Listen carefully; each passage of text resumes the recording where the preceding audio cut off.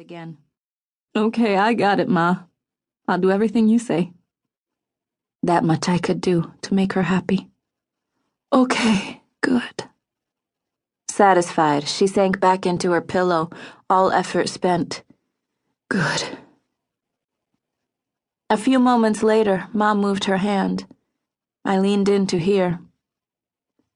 "Ginger ale," came the hoarse whisper. I nodded and went down the hall, glad I could do something for her. When I returned 2 minutes later, my mother was gone. Her eyes were closed, her head tilted, but it was nothing like sleep. Her face was free of pain for the first time in months.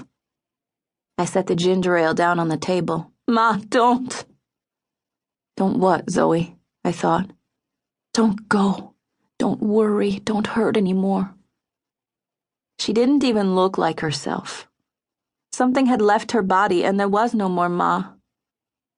I felt my eyes start to burn. Sensors beeped and a nurse appeared. "DNR," I said robotically, turning away and wiping my eyes. She didn't want any extreme measures. She didn't even want me to see her die. Didn't want me to have to say goodbye. The attending nurse, a new one, was very nice. I filled out the paperwork I'd become so familiar with, all the while biting the inside of my cheek. I'd cry later. I took the next few days to work out the funeral arrangements before following Ma's orders to take off. I wasn't a fool, but there were some things you had to do no matter what.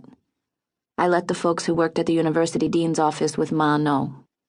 I gave notice at the contract archaeology company I'd been working for and wrapped things up at the museum, grateful my skills as an archaeologist were transferable and I'd be able to find another job shovel bumming wherever I ended up. I filled out yet more paperwork and answered interminable questions. I cleaned out the apartment we'd been renting, sold everything I could, and emptied out my mother's checking account. I wanted to make 3 calls.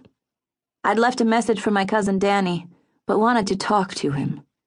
He would have been there in an instant, but, disastrously, was out of town with work, and Will and Sean didn't want to hear from me, not after. That was it. After the funeral, I'd run. I'd lose myself and figure out what to do with the rest of my life. I was almost 25 years old. The rest of my life seemed a very long time. It was a good plan, but the day before the funeral, my last day temping at the museum, I could barely control my emotions. 1 minute, I thought I'd explode, feeling too much. The next, everything seemed distant, and I felt numb and detached. I opened up the file of acquisitions I'd been working on the day Ma died. A quick look around, I was alone. I took out the figurine I'd stuck in my pocket on my way to the hospital and looked at it. It was dirty and ugly, not much longer than my middle finger. It looked a little like a doll of painted clay. Its colors faded almost to a uniform beige, a woman with her hair piled on top of her head and dressed in what looked like Greek robes. It was so crudely done, so battered, it couldn't possibly be real. It was just a souvenir from some classical tourist trap, an imitation of a votive offering or a miniature of a famous statue. It had been rolling around loose in a box of objects from a donor's collection, probably swept up when they were clearing out her house.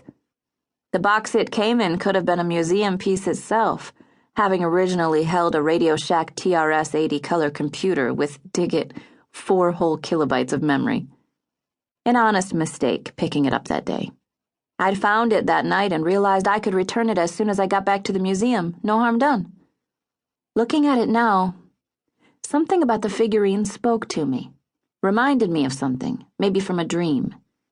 Maybe it was the wall of sadness surrounding my better judgment, but impulsively I deleted the description I'd just typed, Greek, late 19th century replica, clay, and put the figurine back in my pocket. I'd never stolen before, not really, and certainly not an artifact. I was as ethical in my archaeology as only the righteous new professional can be. As rigorous in my recording as in my analysis, never ignoring data that didn't support my theories, never even touched an artifact out of context on the spoils heap without checking with the crew boss, and even then, I marked the object with the site location.